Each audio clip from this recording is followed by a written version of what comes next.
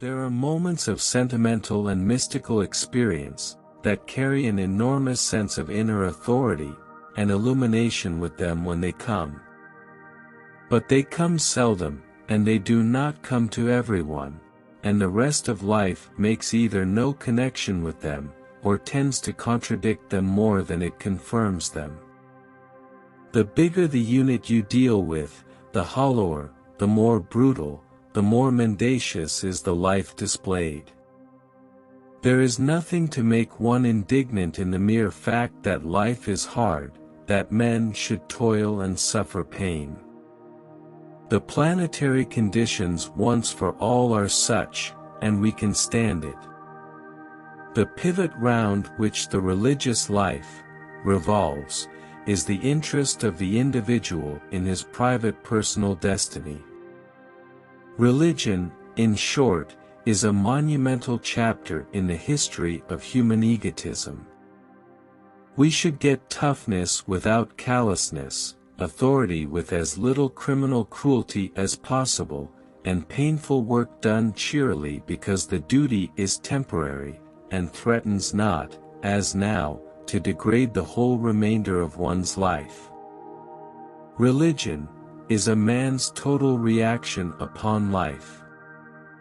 The greatest discovery of any generation is that a human can alter his life by altering his attitude.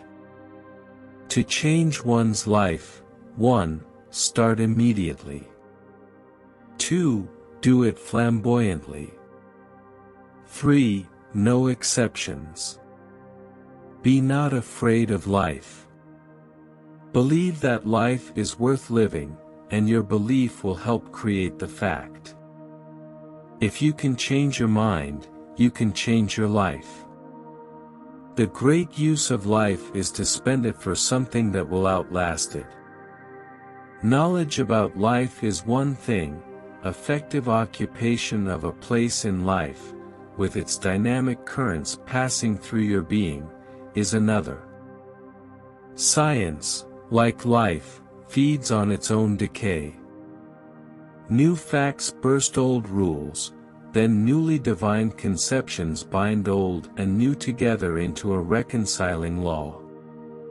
Why should we think upon things that are lovely because thinking determines life? It is a common habit to blame life upon the environment.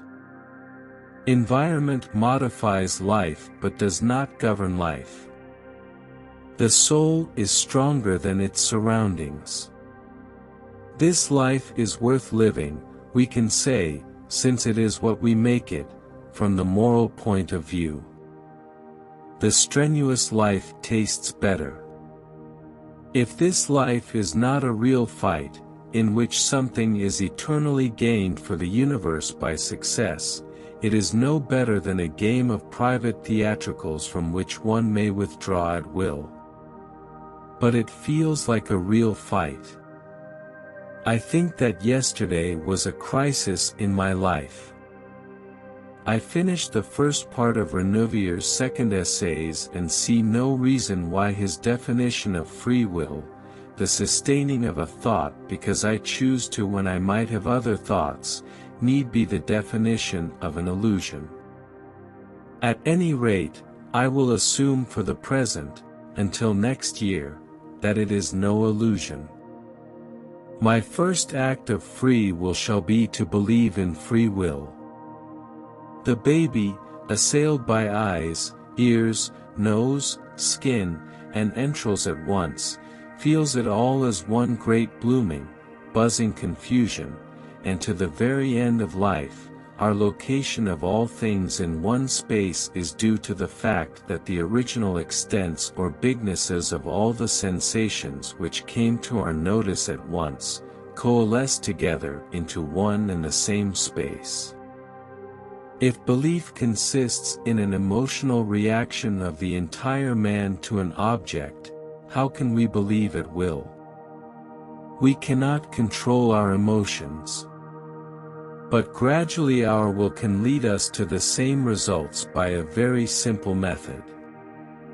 We need only in the cold blood act as if the thing in question were real, and keep acting as if it were real, and it will infallibly end by growing into such a connection with our life that it will become real.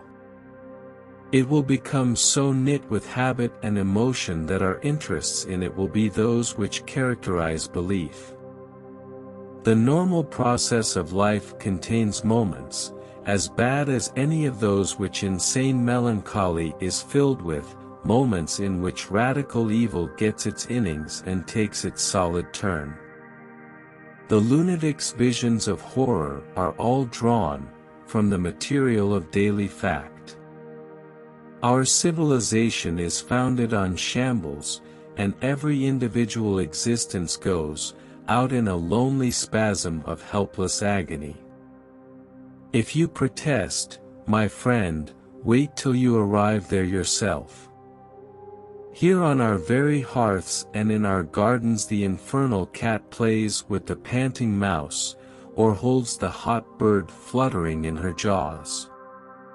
Crocodiles and rattlesnakes and pythons are at this moment vessels of life as real as we are. Their loathsome existence fills every minute of every day that drags its length along, and whenever they or other wild beasts clutch their living prey, the deadly horror which an agitated melancholiac feels is the literally right reaction on the situation.